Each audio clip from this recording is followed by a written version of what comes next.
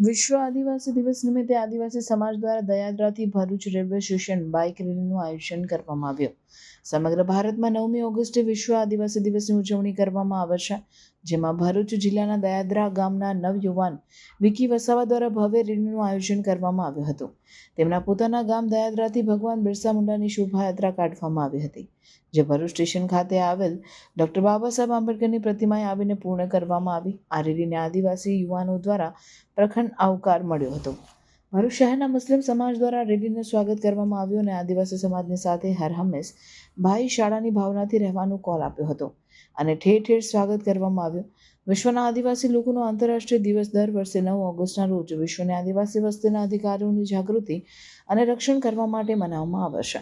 આ ઇવેન્ટ એ સિદ્ધિઓ અને યોગદાનને પણ ઓળખે છે, જે સ્થાનિક લોકો પર્યાવરણના સંરક્ષણ જેવા વિશ્વ સમુદાયોને સુધારવા માટે કરે છે।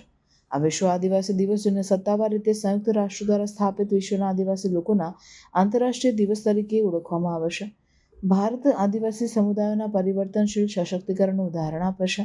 ભારતના 10.42 કરોડ આદિવાસી લોકો 90 દેશોમાં 47.6 કરોડ આદિવાસી લોકોમાં સામેલ છે। જોહાર સર્વને।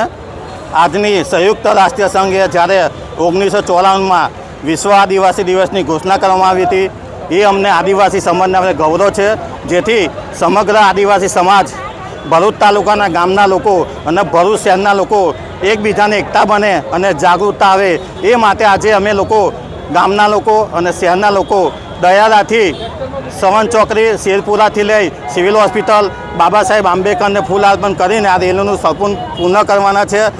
તમામ લોકો, પોલીસકર્મી, મીડિયાકર્મી, તમામ અધિકારીઓનો હું ખૂબ ખૂબ આભાર માનું છું। આ રેલીને સફળ કરવા બદલ જય જોહાર, જય આદિવાસી।